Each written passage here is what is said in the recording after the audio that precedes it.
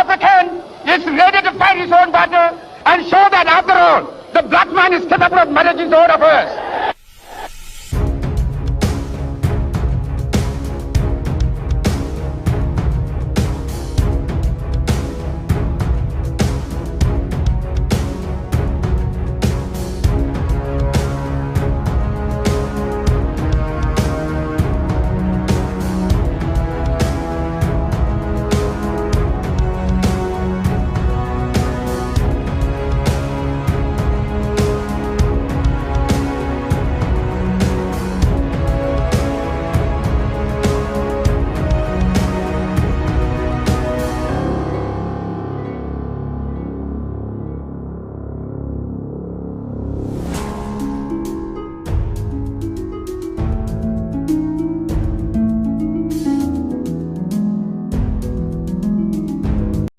African is ready to fight his own battle and show that after all, the black man is capable of managing his own affairs.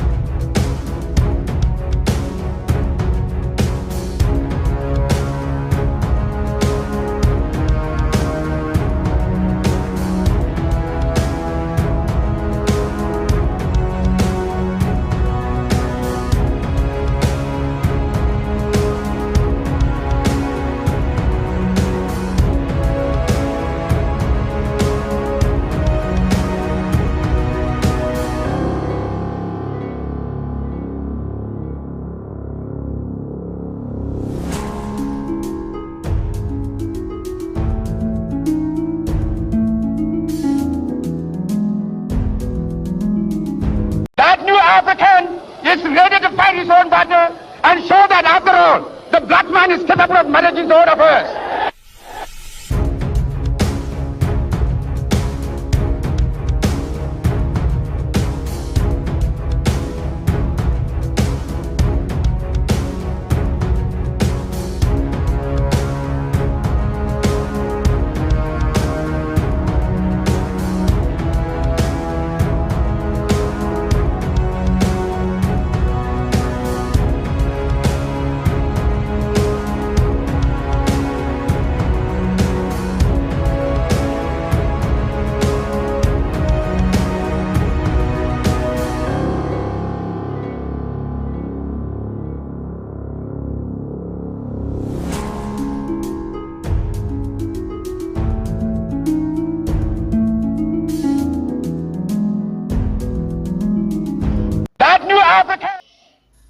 Okay, ndonami abenya sela okata ni joma. Na bulade be mi ka gede mi aji ndo ile. Be mi akachi akakle mi awonu medede chomi afe tulise to si yuele mi asi. Egba mi chime gbele mi amu vide ya me bala nyonyo ka kemi ko ekemi. Egbe pe wona anoto he eye nyi pa me pepo kala pa me na mpuku Mr. Adika Vincent ba play Yanovi Tommy Francis Ogedemi Ajibo Akademi Ade Enyamenami Egbale Amaupa Menuvevema Egbenye 28th of April Enye Nkekeyeji Midako Hekomi Abe 1992 Dulisia Kodeme Eye Egba Mile Constructor He Ade Dudu Gome Jem Egbe He Oglobe Nyanuka their Constitution Week, NCC Duna. Team na week yape assign upholding our Constitution in the digital age, our collective responsibility. Ochoba responsibility. Let my belly come on. Say, "Itahe ye de na yo no via de adun gira no bibubu." Be wa academiaji abele kemi academiaji bi fula le nya be do ho nya be wu me nya pa ko me. Ta hei mele bo ma tibe ma bu hei crowd ta ma kere nyama me peko ji zreka eye ma abia osebe ne bi be NCC Constitution Week nuka nye Constitution Week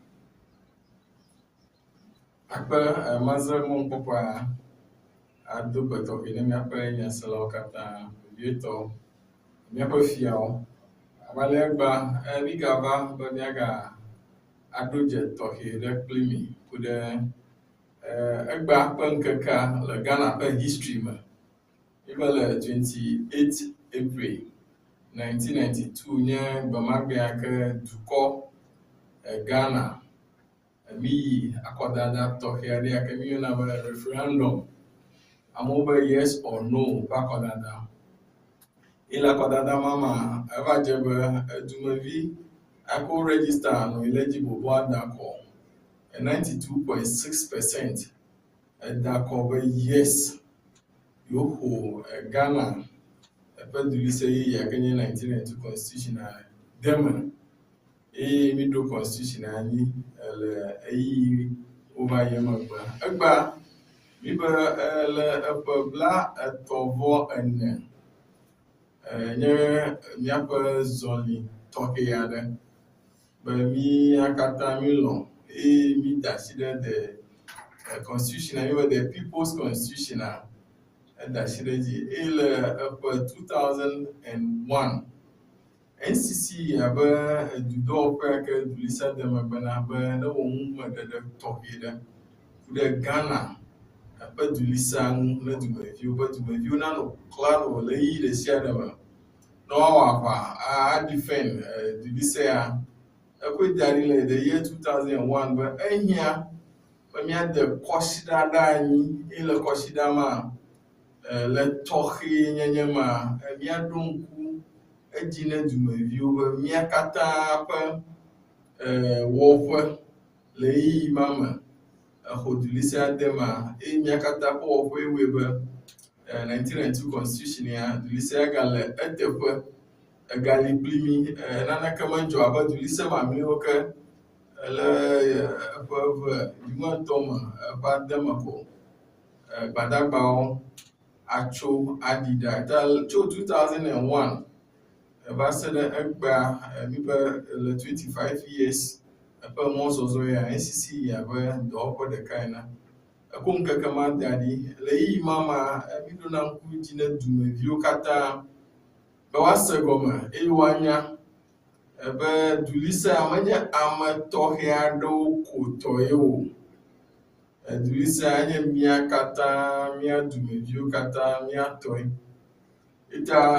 le egba eƒe ŋkeke ma abe dɔwɔƒe na mi abe municipality ene ho municipal mi ɖo anyi tɔxɛ ɖe be míaƒe dulisa ƒe xɔxɔdeme eye le eƒea katã abe dɔwɔƒe na mi ɖo nyatsi aɖe anyi eye mi kpɔ mɔzɔ mi gakɔ nyatsi ma nɔ gakɔ da ɖe egba alo kɔsiɖe ya yake míaƒe celebration adze gɔme tso 28 of April ya ava se ɖe 4th teƒe aɖewo yake mete me ɖo aɖo hafi yi ma nava yi hã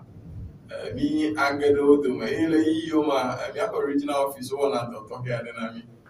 eye be míaƒe security services wo katã dɔdeasi le wo si be woawɔ dze ɖoɖo tɔxɛ ɖe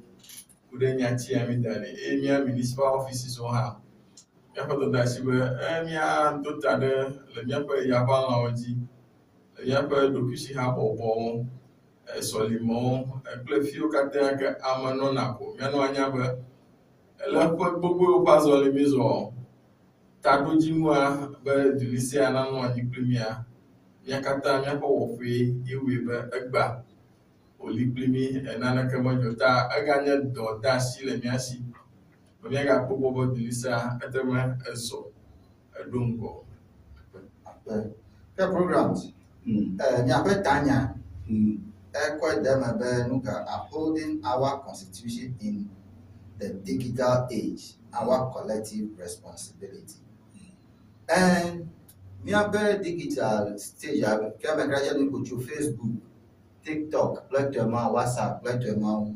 mɔ nu ko na mi be mía aɖe míaƒe susu agblɔ abe leke mi le gblɔ ɖi. Ke ɖi nu ka nye míaƒe responsibility vivie le nyama me. Ɖevi mele teƒewo zã nyuie ɖe o alo leke? Yo akpe mazã mɔ nukpɔkpɔ ya mado gbe ne nukpɔlawo katã yi ke mía ŋkɔ sem fifia edo gbe na wo tɔxɛ tso ebenigba TV be ayabalaji le nyateƒe mea ayaƒoƒo ya ne baba fi ya va nye aya eye ke yike magblɔ be tɔtrɔ yeye va megale abe tsã ene yike ne ebe ya aƒo nu ne nɔviwo le egea ke naŋlɔ agbalẽ ava da ɖe post office be ne wokɔe kɔ ɖo ɖe hafi wòaɖo egbɔ alo woabe woava wɔ telegram hafi wòava yi amea gbɔ ɖo ge wòase enya yi ke wone le dzi o gake tɔtrɔ yeyeawo va wɔe ale gbegbe be míabe mɔɖaŋuwo va kpekpe ɖe mía ŋu kple susu be ata nɔ xɔwo me koa age ɖe wobe foni dzi koa ke eƒo nu ɖo ɖa nɔviwo yi ke enya yi ne ya gblɔ ya ata ɖo bɔ le gaƒoƒui aɖe me maganye nu na kaka gayi ɖe post office ava be apost letawo be ne wotso stamp dzi stamp hã ne wɔta ɖe nu li ɖe pepa dzi kura mele le mu ta tɔtrɔ yeye ma va enye nu ale gbegbe be enu nyo ye wòga enu me enu nyo le gome kple susu be ne ebe yaƒo nu ne ameha gbɔsɔsɔ la ne yi Facebook fia alo eyi ɖe Instagram alo Twitter la ne da nya ɖi koa ame gbɔsɔsɔwo koe yi ke ana be manye nu nagava nɔ amewo yɔ ɖeka kakafi wòaɖo amewo gbɔ enya ɖeka da ɖi koa ke eɖo amewo gbɔ ta ekpekpe ɖe mía ŋu na be míabe nufiafiawo be wòade ŋgɔ alo amehahawo gbɔa mega nye kuhi ɖe mí fifia o yi ke be godo ɖona yi ɖe amewo gbɔ le wobe community ava ƒo nu hafi woase ŋkɔ o ne míezã míabe mɔɖaŋua amewo gbɔ ɖom kaba yi ke be amewo ata se míabe ŋkɔ le gaƒoƒo kpui aɖe me ye ale yi ke mídzi be wòaɖo wo gbɔ koa ewo gbɔ ɖom nenema. Gake kakra nye azãmi le fifia ɖeka ye azãmi le yi ke míŋlɔ ƒom fia nukpɔla yiwo katã míakpɔm nyasela yiwo katã sem la wosem nenema ewo gbɔ ɖom zi ɖeka yi ke maga ava nɔ yeye gbogbo ɖeke gblem hafi enyawo aɖo ameawo gbɔ gake emɔɖaŋu mawo ke ganu gblẽ tso míawo ŋutɔ be ezazãwo me ale yi ke míkɔ zãmee ekpɔ hatsotsowo li hatsotso ɖeka mi be born before computer hafi hatsotso velia mi be born after computer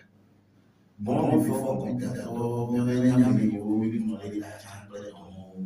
wòmami hafi emɔɖaŋu vava míƒo ta braitawo wòmami ta fifia fi míva asi trɔm le mɔɖaŋu yawo ŋu ta yi mɔɖaŋua do gbã vɔvɔ ɖe le ezazã ŋu ne mí ta mí hena dodo le ezazã me ta menye ɖe sia ɖe ko mí te wɔna nenema o enya ɖewo míagblɔ kple tɔwo hã mí ɖena ŋku ɖe ŋu elabe ehe yiwo mí kɔ dze gɔme hafi va ɖo ɖoƒe ya ele vovo gake mía vi yiwo dzi mí le fia wobe vava woawo dzi wo ɖe emɔɖaŋu ya me ta woawo va ke ɖe ŋu ta vɔvɔ tɔxɛ ya ne nɔ míawo míame ne zazã meva le eme ne woawo nenema o ta ɖokokoe ko be enu wònye yiwo ge ɖe me yiwo zãzã ta wozã ŋku ta enya ɖewo li yi ke wodana ɖi yi ke wòɖona amehawo gbɔa enye nu enugblẽ yi ke wòle be woalé ŋku ɖe emawo ŋu ale be ne bubu tɔxɛ ɖe ne nɔ míabe nya yiwo míagblɔ kple tɔ elabe ablɔɖia li ne míabe míeƒo nu faa gakea ele be nànya nu ƒoƒo kple susu be mava dzi nya na wo gakea míabe wɔna ɖewo nuƒoƒo gbe ɖewo la eyae va nɔ enua gblẽ tso míabe emɔɖaŋu ŋu nya ɖewo dona la wonyena nya kpakpawo ame ɖewo hã buna kpana nyawo agblɔ kple susu be wòave dzi na amewo ne tɔtrɔ ne nava yi ke akpe ɖe yewo ŋu le yewo be gome dunyahehahawo habɔbɔtɔwo hã wowɔna ɖoɖo mawo ike wakpanya lo adare ya me kple susu be na mozia wagble ŋkɔ ne akpa ɖeka ne akpa ɖeka na wakpɔ ebe dziɖuɖu gake ne enyagbemewo va ɖo mía gbɔa nyuitɔe nye be míadzro me míakpɔ be enya yawo ɖe nyateƒe ya ele teƒea alo enya ya ɖe kpekpeme ɖe mele si yi ke no anye be nya ya do ɖe dzi fia anye nu agblẽ nua emete va buna emawo ŋu gbe ɖewo ne nya va kpɔ ke mi tutu da ɖe emɔɖaŋua dzi abe aleke mi kpɔe ene ko eva zu nyawo kakam ne nya kaka nenema eva dzina ŋɔ yi ke va kɔna hunyahunya ɖowo vana gbe ɖo ye ekɔna dzive vana ne ame aɖewo yi ke kɔna dziku kple dziku be wɔnawo vana yi ke nye akpa yi ke wo enu gblẽ ta ele be ne míalé ŋku ɖe akpa mawo ŋu kple susu be ne enya va ele be ne dzro nya me míakpɔ be nya ya enye nya míadaɖia evelia hã míalé ŋku ɖe nya ŋu kpɔ be ɖi enya ele mea elabe ata nye nya kpakpa yi ke mele me ne mi melé ŋku ɖe mo mi deɖi nenema koa ke eva nye na nu yi ke va nɔ enu gblẽ wo katã nye míabe emɔɖaŋu be edɔwɔnawo yi ke enuwo gblẽ togbɔ be enyo nu le akpa ɖewo hã nenema ke woga manuawo gblẽ. Ok, ke ma adi bena le gaƒoƒo ɖe minita gaƒoƒo ɖeka me ɖi. Dene le gbɔgblɔ fifi la nam be dɔdeasi le nye si abe edukɔmevi wònye nya yi makɔ da ɖe nuka social media alo na nu ya wakama alo eva nye tame ko megblẽ freedom of speech mesusu be nenema wòle megblẽ ame yi menyo na wa neva dɔm neva ede ŋu ne wòaɖe me alo ekpɔ be ɖi enumawo nye nuwo dzɔ va yi ye kɔ hunyahunya ɖewo va kple dɔwo kaka wòle be asrafowo woava tsitre ɖe míabe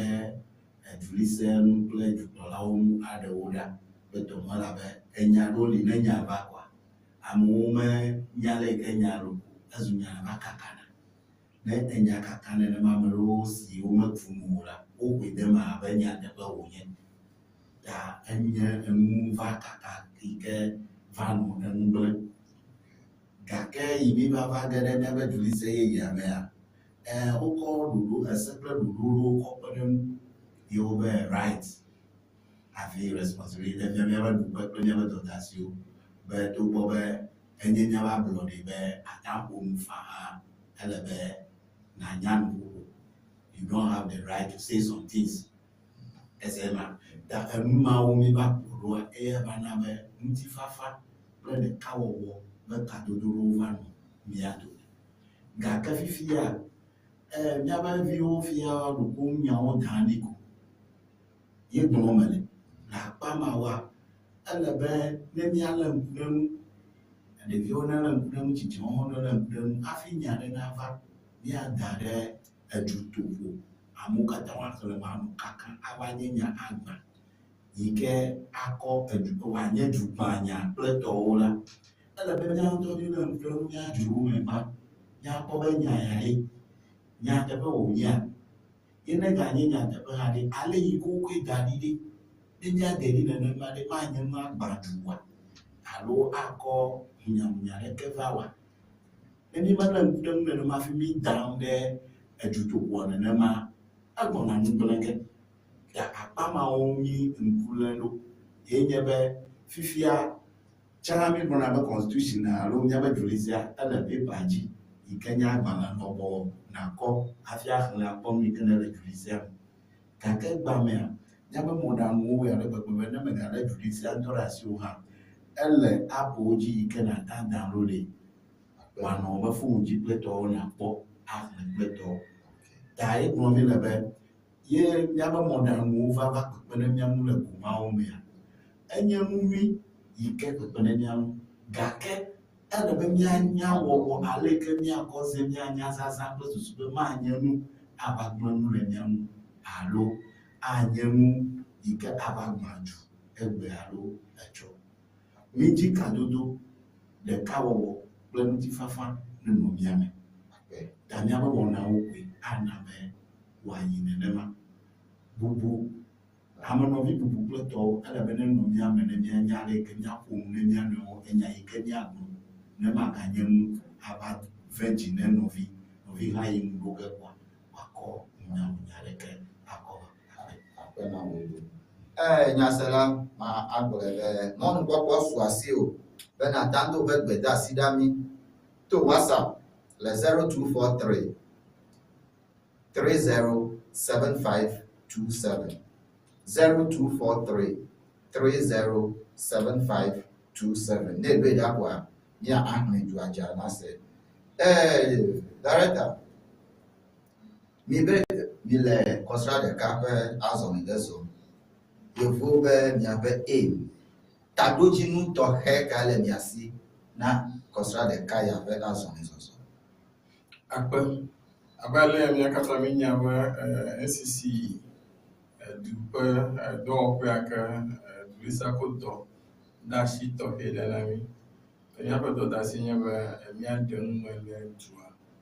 eye le míaƒe numeɖeɖe ne dua dɔdeasi nye be ne dua se woƒe dulisewo katã wova yia le Consultative Assembly ƒe afɔzɔzɔa enya ɖeka woƒe asi va dedie nye be alo nu ɖeka numeƒuƒu ɖeka wowoe nye be dulisewo katã wova yia dulise le kɔ abe mí dzadzagba ekɔ de xɔ senyala lɔyawo wònye ŋutsu dulisa ƒe nyagbowo ŋu tawoe ale gbegbe be dumeviwo geɖe wova nɔ vivitsime ku ɖe dulisa ƒe ɖoɖowo ŋu eye le ema dɔwɔƒe National Commission for Civic Education ƒe dɔdeasi ɖeka le dulisa me nye be míakpɔ gbɔ be dumeviwo wonye ŋu ku ɖe dulise ya ŋu eye le woƒe nunyanya alo woƒe dulisa ƒe gɔmesese eye anye edziwɔlawoa dɔdeasi le mía katã mía si be mí megana ale wòdzɔ va yi dulisa tsixɔme ame ɖeka va ɖo ko nye ŋutsu dulisa ŋu eye le woƒe nunyanya tso dulisa me míawɔ amewo katã mí va zu vivitimenɔlawo eye woe be gbadagbawo kple kpovitɔwo kple force mamlɛawo te be ɖe dulisa ɖa ta le kɔsi ɖe ya me katã NCC ƒe taɖodzinu ɖeke nye be dumeviwo nanye woƒe wɔƒe kple woƒe ɖuƒe le dulisa me woƒe right kple woƒe responsibility vevietɔ le yaʋala gã dzi. Yaʋala lolo ale gbegbe be ɖe ebe ege ɖe online ko ege ɖe xixeame katã ƒe yaʋala gã dzi elolo ale gbegbe be ŋɖe sia ɖe ne da ɖia mígblɔna nya ɖe be the internet does not forget. Ta mía ne da ɖia ele afi ma le eƒe blaeve blatɔ̃ megbe hã ena ame aɖe ekui kɔ enyanya ge ewoe be edzɔna be ame aɖewo kpɔna dɔ aɖewo va kuna woƒe agbenɔnɔ ƒe ŋkuwo le yaʋala dzi ko ava nye be aƒetɔ ya alo ɖetugbia ŋku menyo etsi na tre ɖe ame tsitsiwo ŋu alo wo dzedzeme enyo fain gake agbenɔnɔ yake le no dadam dia menyo eta mi be le yiyia ma míaƒe taɖodzinu abe dɔwɔƒe nye be dumeviwo nenye woɖuƒe kple wɔƒe le yaʋala gã dzia nanewoa egba le kɔsi ɖe me alo kɔsi ɖe wova yi gbe sia gbe ko míase be wokplɔ ame aɖe yi ɖe ʋɔ ŋu elabena ewɔ nyagba aɖe ede nyagba aɖe le yaʋala dzi yake setɔwo dzi be yease egɔme enyama ne da ɖi ba ʋɔ ŋu ne nava ɖo ŋu ta dɔdeasi le mía si be freedom of speech gake freedom of speech abe nate ma gblɔ nya ɖe sia ɖe ame dzia eva kple responsibility le dzagbagba ine gblẽ ame aɖe ƒe ŋu eda le kpa ame aɖe dzi ese ɖe mɔ be mate ma yi ʋɔ ŋu bon na koyin nyama na glo evidence ya kodoji ya kaliba enyengma wala na ko beta ya bala ji pa enya abale ya mepe tumanyachi na azan alokoshida da kafazi ya upholding our constitution in a digital age, our collective responsibility miakata miapedodashi bale yi ya makamile ihe makata pa ya bala gaji ni ajojom cho ni ojojom le Iran kle Israel kle America doma le yi ya do le 50 years ago mwana ojojoga mo maybe consider to afinasi akegba ojojom no ko ele ya bala miakata ipopom ta efia banyanye miapa dufa miapa dodashi le ya bala gaji ba ma won ajago alo miapa nwo abale mi pele Rwanda yi ya do ba yin le ya bala ji dede radio bank center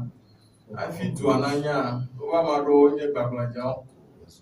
na ko gbagbaja ko finish na pele ko finish mi po mi o ba jo le abala ji ko ma o ma zin you know over 100,000 pour back quelque part de cas mais et mi ga gbogbo le yiyo ma ya pa do da si abado openye ba e mi na du mi na sego bele ya bala jizaza e mi azin de monmi ton na eze ya bala ji kuna no da mi ba ya bala e kon kuma kuna nju dali bukaka ha gbereka ya ka gbe maybe na be our politics via them alo put organe kwa maro na nya do kana dada ya wala ya lonto be gito nya avio anu khoma anu tabara da mama ade do kio plato adare ya wa cho nyama e bona dudu gele yi ya de meke anye mpegano ma meto bimbo promo the constitution week consider the capo monso so ya emijiwe tu akata nanya bele mi akwa yabala onjide me de sia de mi po mi apo le yabala ji nyanya tepo mi yona na fake news o amada nhom egba AI pa fi oga komi kodo artificial intelligence amada nhom ayi de application do akodu blola alakodo o magade picture open kwada de ko ango mi akeji mo wana glo akode software wa afi wanya amapamu ema abunya wa ke na wonesa dumaga alo duplola ya alaka gbegbe wa don peru ga gbonyama na mo ponyo matema vuvu toto daga artificial intelligence generated video allo pictures so clear correct one and the meta to that sile miashi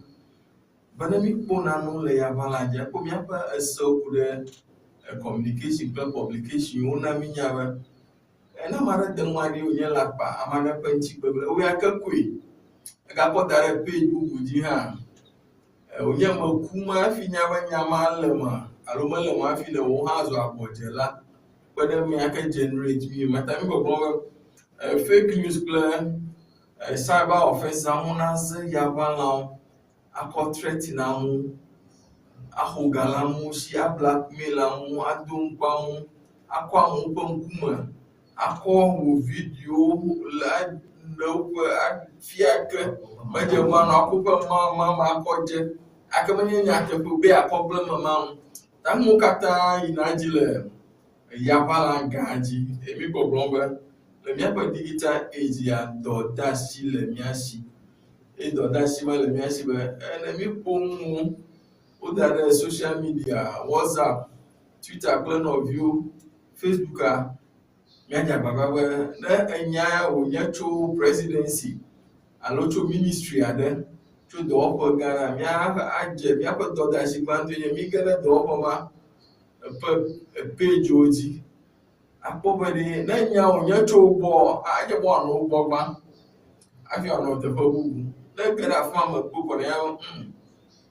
nya gbama na bo nya mo gbogbo nya nya de aka malete pu ta na je nya mayuma bona agojela su ta mi gbogbo be le kwasile ama pe mozozo abedo ofe na bijibetu akata na nyo ebe eyiyu mabila eto bobo na 1992 to 1995 mile yi adoke amadanu homa ado aba amadanu homa awo video adakodo da kona popo edu ado plan of you alo gbogbo ado wa sitoro no abubu pletu no talo we be mianyo miado piole consider apa mozozo Après. Le vieux toi, il m'a compris, il y a vifia que des mieux là, on a bloc à bloc à. Autant que l'on y a des siens de coups, encore un peu de chadara, puis quoi, on a des chumou. Il y a des coups de bien à l'aime de Akbama. Aba consider mal, consider way, bisabe, no yare you have over vision. Nyaka toga diola former pro. Akabia na o ampa susuna mata pa waje wa to dada Maria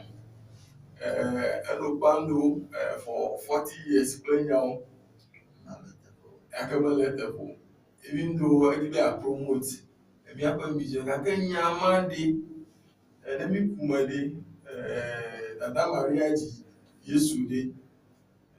quando go do caminho mano afegba enyamana no didi ma be toga de igbo nyama ina tamu kata nyem leyi ya ma mianu kulama Après, nyasala, natanga de nyaji proverbe dasi. Number when you plus 233 24 330 7527. Neko bedasi do alo babia neko to viva kwa. Ni ahne no nya babia ni adem now. Bedasi ha mi akona edu ajawa ase akpele ohun. Matology programs. Le nyabe emososona efu be key messages. Abeleke manager dem amenya sianya nya ahodem. Kede bedasi nya to he ka le nyasi ena nyabe kosra de ka mososo ya. Yo ape nyabe bedasia elebiego yenyebe nyabe tulisia ba nyabe elepe paji yo gale nyabe modern moji da ne enyabe yo ne lepe paji bi ba ko yo ne le nyabe modern moji me sore jiwa ke nyabe fututuma Umai anye AI creation elo alonane kani pope palito nenya azaya nya oni ramenu na nya to me lava create nya bu kene nya ro ki obe wa denyaji denya be tulisebe mona onu rabe tulisa o mu ya fi nya be mona mbe mona ya oba gekemde me fia ye evelia enyebe nya be ablode kele miasi be nya dan ko mu fala enye nya ba ablode gake ele be nya nu fufu na susu be ni ma yi nya bloke wa baba ko afokure ke cover alo wa ko ji kure ke cover alo wa ko ngo mase reva ike abai nya ke ko ke ava na yi ne ma ko ke evazu edubanya da eseli be akum ga kele be na nya ale kena akum abale kena bre ne akum ton of view ike ekpanya re mu ike menem ye egnonya doela ata ko ikum for defamation of character ala be ko be ajibe yakudi ye benko ike mawa anyem abagmule nyam yene nyine ma anabe dafraje kadodo ibre ntifafa yole bene no bia do ya ma pan anyi no ne da dale bele ni le ngude enma on ye ga perenu a enye mi adume bi de sia de beto da sibe nya ho nya be dulise ya adem ye nya abriku alo míablita míawodzo yi le teƒe ɖe sia ɖe míada ɖe dzi elabe enye dzulisẽ ɖe yi ke he ŋutifafa va na mí ye wò kpekpem ɖe mía ŋu ye nye dzulisẽ ɖe yi ke to tso gaƒoƒoe me mi ge ɖe míabe ablɔɖe me mi be míwɔ ɖokuisinɔnɔ kaka va na mí fia ye koe nye dzulisẽ yi ke gali ke o ta enye dzulisẽ ɖe yi ke wòle be míada ɖe dzi ye nye míabe dodasi be míaxɔe de me eye míaƒli ta le ɣeawo tso yi ye nenema ke meƒo nu tso míabe mɔɖaŋuwo be wɔnawo ŋu ta flatse mía viwo fifia wobe wɔnawo la ele fu ɖe ne mi da asi le enya yi ke woaŋlɔ da ɖe míabe mɔɖaŋuwo dzi kple tɔ yi ke nugblẽ ma akpa ɖeka hã ma amegã gblɔ be vevietɔ míabe nyɔnuviawo woanɔ xɔ me aɖe wo ɖokuiwo amama kple tɔwo kekɔ to egadzi mɔnu dzi kɔkɔ enua ɖewo wɔm yi ke mesɔsɔm ɖe míabe dekɔnu be wɔnawo dzi o yi ke enu gblẽ ta ele be woalé ŋku ɖe wɔna mawo ŋu elabe ne ɖe ɖokuiwo da ɖi me ɖe sia ɖe kpɔ vɔ hafi edzɔ ye ŋutsu aɖe dzi be yeava ɖe o wòva nye nuwo vava kɔ woƒe ɖokui amama be vidio ma alo foto mawo vava kɔ dada ɖi wò kpɔkpɔm la aɖe dzi le ƒo abe yesrɔ̃ ye be yeaɖe ame ɖe sia ɖe kpɔ ebe ame me wogakpɔ ma ye ɖe ge ye gbɔna ta ɖe wo ŋutɔ wobe dzɔme ne nyo ta ele be míalé ŋku ɖe akpama nu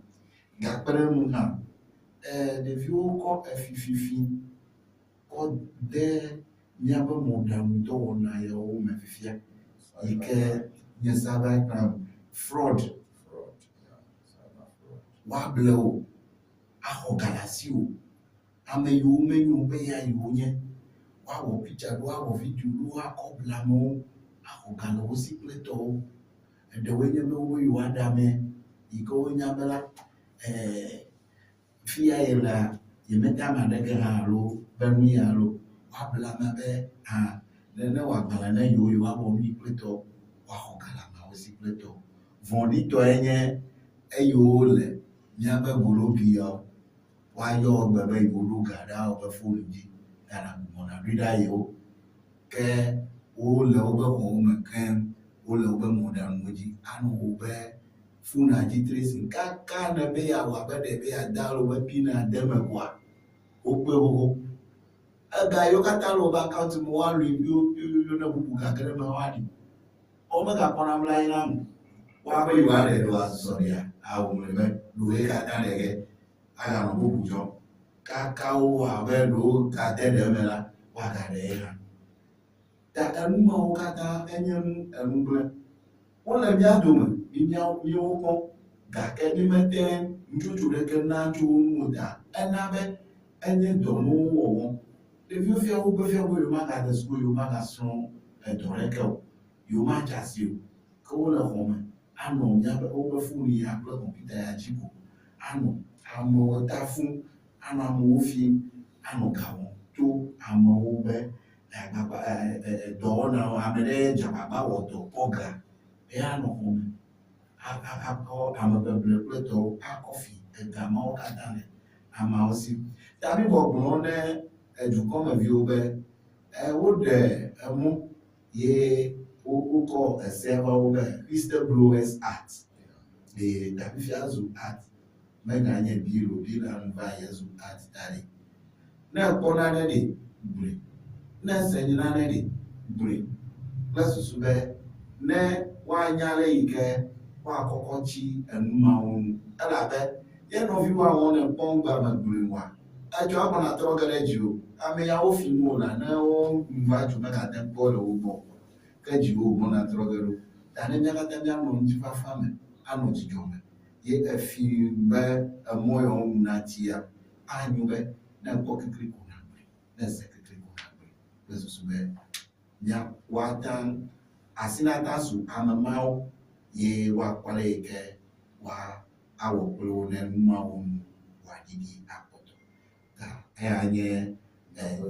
míabe gbedasi míakɔ ne Mkpɔlawo alo dukɔmeviwo me ɖe sia ɖe yi ke nye Ghanavi ele be míakɔe ade dɔwɔna bena be míaƒe dɔdeasi yɛ. Akpɛ kakaka. Manager, director, sorry. Heya ɛwɔ ayɛlɛ yi na mi. Menya bɛ nuka yevu activities woanɔ mia si le kɔsra me katã. Madi ko be ne nata ŋutɔ atidzi ɖekaɖeka ne na focus koŋ nam le minute atɔ̃ me ɖe miaƒe expected outcomes. Nu ka mi di be ne do tso kɔsra ɖeka ya ƒe azɔlizɔzɔ me ɖe dɔwɔna yiwo miade to me na mi. Akpɛ nyateƒe míaƒe ɖoɖo le kɔsiɖa katã mi nye be abe mídze gɔme gbã Evenyigba TV na mi mɔ kpɔkpɔ be míaɖo xixame godoo ku ɖe ACC ƒe annual Constitution Week celebration yake nye míaƒe flagship program le sia ƒe ɖe sia ɖe tso the year 2001 mídze ŋkuɖoɖo ŋkekea dzi ƒe aɖeke meva yake do ɖa ɖe mo mi be míana nyaselawo mi be mi le ale míata ma awɔ dɔ tso míaƒe dulisa ŋu aƒo ɖi na constitution in a digital age. And then digital age yake míata ma TV kple radio kple social media kpakpa ɖeke ɖege la le me ta le kɔsiɖa ma míaƒe goglododo ato TV ƒe yaʋalawo dzi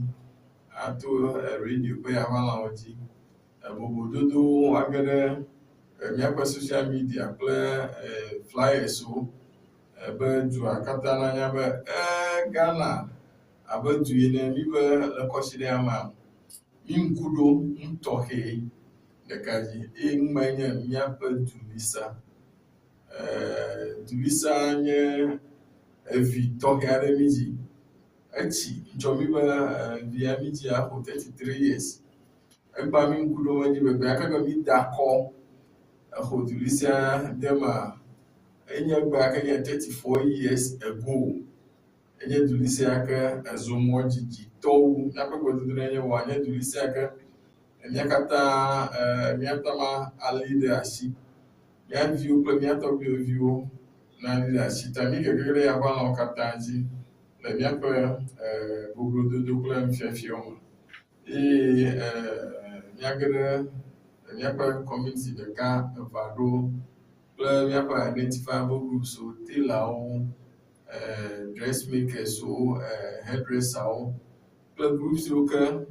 le mía si le míaƒe gologuiwo katã me le dukɔ mea ke míaƒe nufiafiawo egbawo tso gbeminɔnɔwo gbɔ mi tete ge ɖe wo ŋuti eye ne mi va megblɔdo ŋgɔ be le míaƒe regional level woƒe dɔdeasi tɔxɛ ɖeke nye be woa engage míaƒe security services wo katã ku ɖe enyatsi ya mi kɔ ɖe ƒea ŋu míage ɖe kpovitɔwo ƒe dɔwɔƒewo age ɖe gbadagbawo ƒe dɔwɔƒewo age ɖe custom age ɖe mamleawo katã prisons fire service aɖo dze tɔxɛ aɖe kplo ku ɖe aleke le wo hã woƒe wɔƒewo woawɔe be míaƒe dulisa nata ma agayi ŋgɔ eye mi gbɔgblɔ be le eyiwo katã ma taklodzi tɔxɛ le mía si nye be dumeviwo nase nya eye le woƒe nyasese ma woanye dumeviwo ke no ge ɖe yaʋala dzia yibe woanye responsible citizen in the digital space be no ge ɖe yaʋala dzi woƒe wɔƒewo nado mía katã ɖe dzi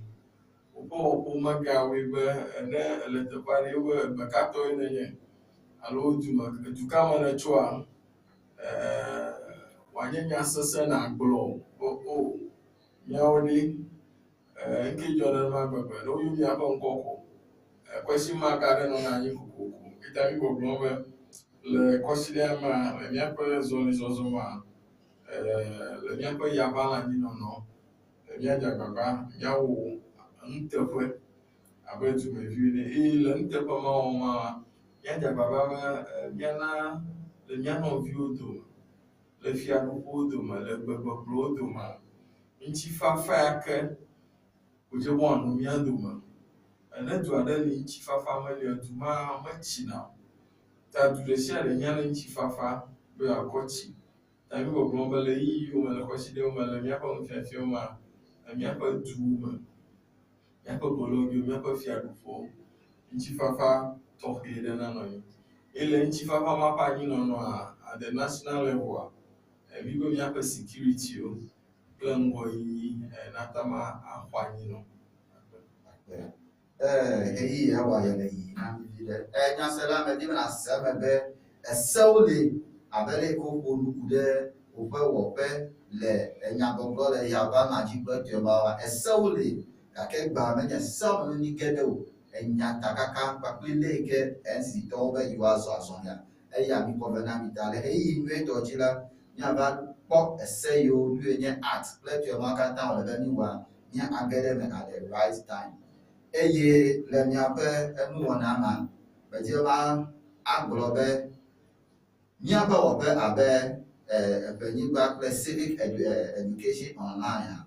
mia akɔlaborate kple mi le miaƒe kɔsa ɖeka wɔna esɔmi le ma veviedzɔ nye miatsɛ miage ɖe miaƒe sukuwo me adzagbagba ana miaƒe klaswo woage ɖe sukuwo me ke woata nɔ nu srɔ̃ tso miaƒe ɖeɖusẽ ŋu tso ɖevi me elabe ne mi lé wo le ɖevi me koa wa actually programs le kɔsɔ ɖeka yi pasɔ le zɔ mi le ɖe enye abe nyasela alo dumevi ɖe nye ƒe wɔƒe enye eka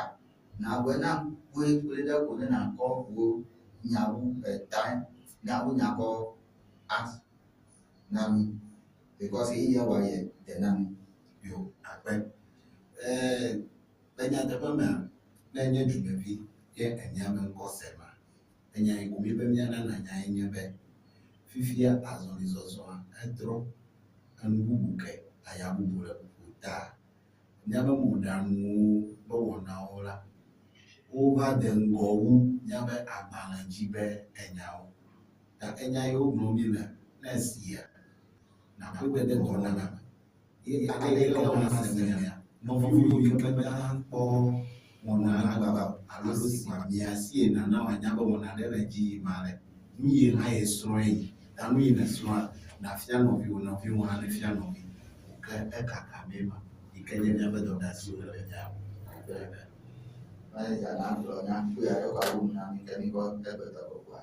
abe mi gbɔgbɔ be ebe Nyigba TV ebe wɔne abe mia age ɖe dua gbɔ eye miafia ŋu dua nasrɔ̃ ŋu kpli mia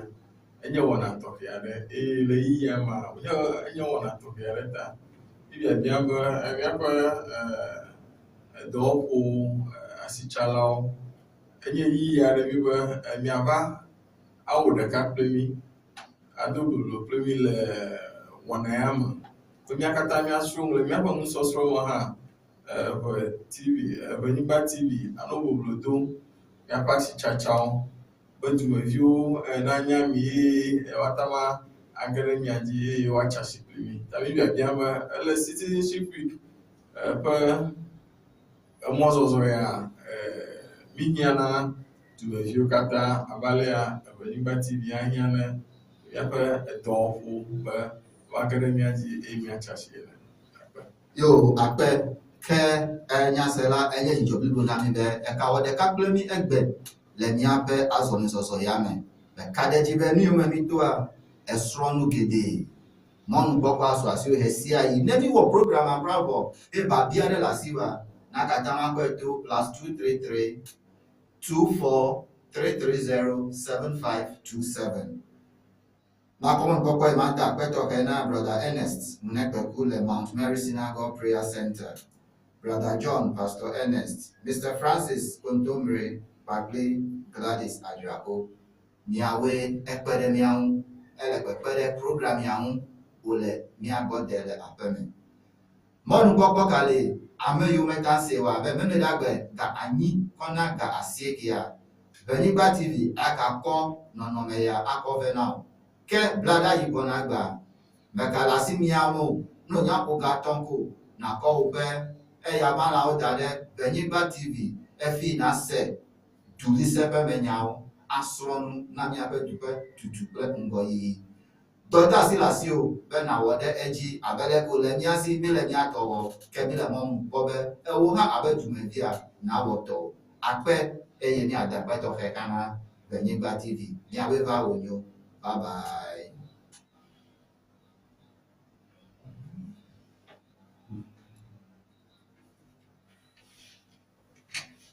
Is ready to fight his own battle and show that after all, the black man is capable of managing his own affairs.